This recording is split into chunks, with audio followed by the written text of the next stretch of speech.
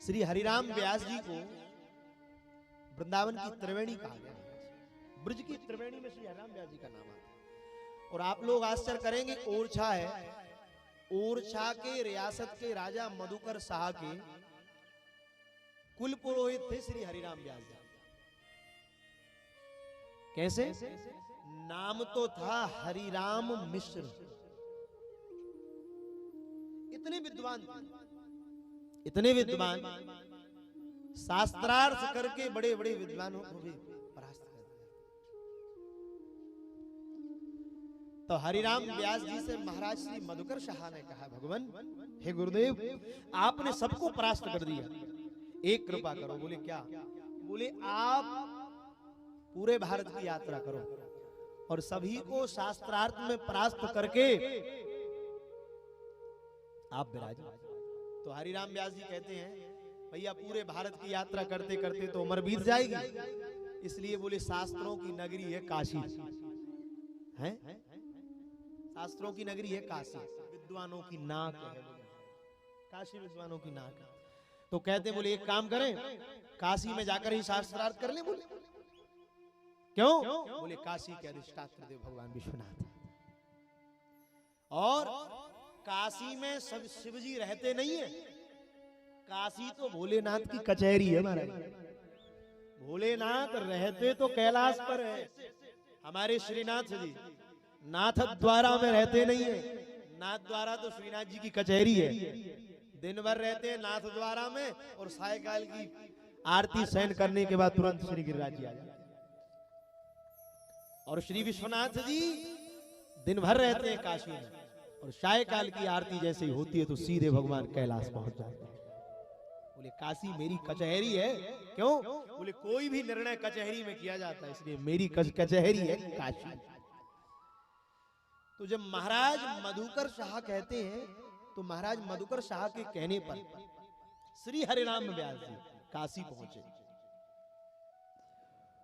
और मधुकर साहबी वैष्णव, महावैष्णव महाराज, धन्य है महाराज मधुकर शाह, उनकी भक्ति को धन्य है। और हम क्या कहें आपको, इस कलयुग में श्री दशरथ जी ही मधुकर शाह के रूप में जन्म लेकर आए, और भगवती माता कौशल्या ही महारानी जी के रूप में अवतरित होकर आई। क्यों? राम जी को दशरथ जी राजा बनता नहीं देखते थे, तो गिलानी करते थे, मैं राम को राजा नहीं देख पाया। तो भगवान ने कहा था घबराना नहीं, कलिकाल में आप मधुकर शाह बनोगे, और महारानी जू भी आपके संग में आएंगी। और ओरछा जो है बुंदेलखंड की ओरछा कलयुग की अयोध्या के रूप में प्रकट हो जाएगी, कलयुग की अयोध्या ओरछा के रूप में प्रकट होगी। और हे सरकार, मेरा वरदान है, जगत में तो मैं राम के रूप में कहलाऊंगा, पर ओरछा में मैं राम राजा बनकर कहलाऊंगा। ओरछा मेरी राम राजा सरकार की, इसलिए छोटी अयोध्या है, ओरछा को कलिकाल की अयोध्या कहा गया महाराज। और वो मधुकर शाह, आजकल लोग बातें करते हैं भाई ऐसा हो जाएगा वैसा हो जाएगा, बिना तिलक और कंठी के ना तो हिंदू राष्ट्र बन सकता, ना सनातन की मर्यादा हो सकती। कोरी गप के अतिरिक्त कुछ नहीं।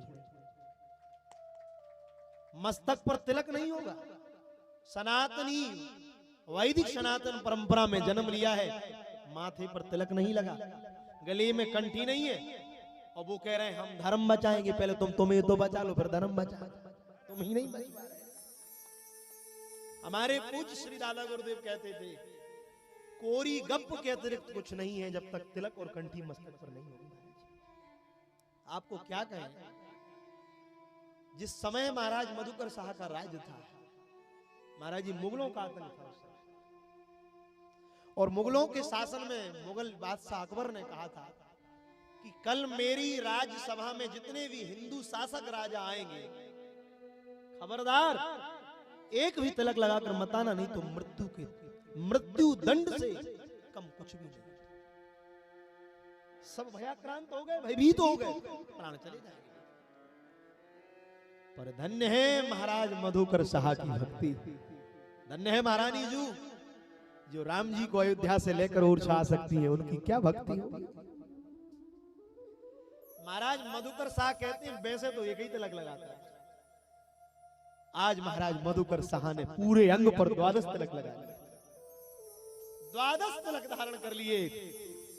और 12 तिलक धारण करके जब वो जाते हैं, एक भी हिंदू शासक तिलक लगाकर नहीं आया, सब बादशाह अकबर से डर गए। पर धन्य है महाराज मधुकर शाह की भक्ति, 12 शरीर पर 12 तिलक लगे हुए हैं। उसको देखकर क्रोध में आवेश में कहते हैं, बोले मधुकर शाह, मैंने कहा था कि कोई तिलक लगा कर आएगा तो मृत्यु दंड के अतिरिक्त कुछ नहीं होगा। सैनिकों से कहते हैं इसी क्षण इसको मृत्यु दंड दिया जाए। तलवार लेकर सैनिक जब मधुकर शाह को मारने के लिए दौड़े, मधुकर शाह ने तलवार को निकाल लिया और तलवार निकालकर अकबर के सैनिकों से कहते हैं, बोले खबरदार, किसी ने मेरे तिलक और कंठी पर प्रहार किया तो पूरी पृथ्वी को मुगलों से विहीन कर दूंगा। जो उनकी गर्जना सुनी तो जितने राजा दुबक्कर डर कर बैठे थे वो सब मधुकर शाह के पक्ष में खड़े हो गए, बोले हम भी आपके साथ खड़े हैं। सोई घबराया अकबर, वो कहता है, बोले मैं ये नहीं कह रहा कि तिलक लगाकर नहीं आएगा, मैंने तो कहा जो तिलक लगा कर आएगा वो ही वीर माना जाएगा। ये तिलक की कंठी की महिमा को प्रस्तुत किया महाराज मधुकर शाह। अब आजकल जितने बैठे इनके मस्तक पर तिलक नहीं है और ये कह रहे हिंदू राष्ट्र बन जाए, बताओ। अरे तिलक नहीं है तुम्हारे मस्तक पर, एक नारी की मांग उसके सौभाग्य को दर्शाती है, और जिसके मस्तक पर गुरुदेव के द्वारा ली दिया हुआ भैया परंपरा से जो तिलक मिला है, जिसके मस्तक पर परंपरा का तिलक है, जैसे नारी की मांग बताती है कि वो सौभाग्यवती है, ऐसे ही सदपात्र का तिलक बताता है कि वो भी सौभाग्यवान है, उसके सौभाग्य उसका तिलक बताता है। तब वो मधुकर शाह ने कहा तो हरिराम व्यास जी कहते मैं काशी जाऊंगा। और वो काशी के लिए जब गए तो महाराज एक एक ब्राह्मण को शास्त्रार्थ करके परास्त कर दिया। पूरी काशी के ब्राह्मण, काशी का एक नाम है आनंद वन, काशी को कहते आनंद वन। तो आनंद वन रूपी उस काशी में जाकर सबको परास्त कर दिया। सारे ब्राह्मण घबराने लगे, हे भोले बाबा, आज अगर यहाँ ब्राह्मण परास्त हो गए तो ये नाक है। और बोले सुनो, अब नाक का सवाल है, अब तो आप ही कुछ लीला रचो। ये बाहर के आए हुए ब्राह्मण ने काशी के प्रत्येक ब्राह्मण को परास्त कर दिया। अब भोले बाबा की प्रार्थना में जब ब्राह्मण गए तो उन्होंने कोई बात नहीं, अनाथों के नाथ हम विश्वनाथ हैं। तो भगवान रात्रि के समय में वृद्ध ब्राह्मण का भेष बनाकर गए, वृद्ध ब्राह्मण का भेष बनाकर गए। तो श्री हरिराम व्यास जी गंगा जी के तट पर बैठे थे, मणिकर्णिका के निकट हरिराम व्यास जी बैठे। और जब वो बैठे तो गए, वृद्ध ब्राह्मण का शरीर जर्जर हो रहा है, और जाकर कहा तो आते हुए प्रणाम करने लगे। तो उसी समय हरिराम व्यास जी खड़े हुए। हरिराम व्यास जी ने तुरंत उन ब्राह्मण को प्रणाम किया। भगवान, आप इस रात्रि की बेला में कैसे पधारे? अरे बोले, शरीर वृद्ध हो चुका है, हमने सुना है तुमने काशी के बड़े बड़े विद्वानों को परास्त कर दिया है। अब ये दास की भी कुछ जिज्ञासा है, हम भी ब्राह्मण हैं, कुछ आपसे हम भी पूछना चाहते हैं। बोले पूछो। बोले हमने सुना है हरिराम व्यास जी आप बहुत विद्वान, नाम तो आपका था मिश्र कुल में जन्म लिया, पर शास्त्रों के निष्णात विद्वान होने के कारण विद्वानों ने आपको व्यास की उपाधि दी, इसलिए लोग आपको हरिराम व्यास कहते हैं। तो हे भगवान, ये बताओ आप बड़े ज्ञानी हो, विवेकवान हो, सब कुछ, केवल एक बात का उत्तर दे दो। बोले क्या? बोले विद्या का फल क्या होता है? जो पूछा कि विद्या का फल क्या होता है तो हरिराम व्यास जी आश्चर्यचकित हो गए, हाथ जोड़कर कहते आपका परिचय क्या है, आप हैं कौन? अब वो कोई साधारण ब्राह्मण तो थे नहीं, वो तो स्वयं भगवान शिव ही ब्राह्मण का रूप बना कर आए। आप कौन है? अरे मेरा क्या परिचय, आप तो मेरे प्रश्न का उत्तर दीजिए, विद्या का फल क्या है? तो हाथ जोड़कर श्री हरिराम व्यास जी कहते हैं, बोले विद्या का फल है विनम्रता। विद्या ददाति विनय विनयाम याति पात्रता। बोले विद्या का फल विनम्रता है। तो भगवान विश्वनाथ कहते हैं अच्छा, बोले विद्या का फल है विनम्रता, पर स्वामी जी आप भले ही विद्वान हो पर आप में तो विनम्रता आई नहीं है। जो कहा सोई चरणों में गिर गए। हे भगवान आप कौन हैं, आपका परिचय क्या है? उसी समय शशांक शेखर भगवान शंकर प्रकट हो गए ब्राह्मण के रूप से।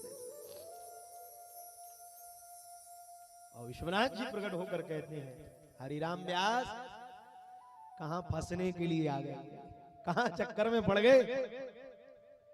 ललिता जी का अवतार था। तुम तो राधा रानी की अष्ट सखियों में ललिता जी के अवतार हो। बोले कहां चक्कर पड़ गए विद्वानों के चक्कर में? अरे तुम तो भक्ति के सिद्धांत को जानने के लिए आए। बोले जाओ तुम यहाँ के योग्य नहीं हो, तुम तो चले जाओ श्रीधाम वृंदावन। और जब श्रीधाम वृंदावन के लिए कहा तब भैया हरिराम व्यास कहते थे आज मैंने आपकी कृपा से जान लिया, इसलिए कृष्णात् परम किमपि तत्त्वमहं न जाने। आज के अतिरिक्त भगवान कृष्ण के अतिरिक्त कुछ नहीं जानता।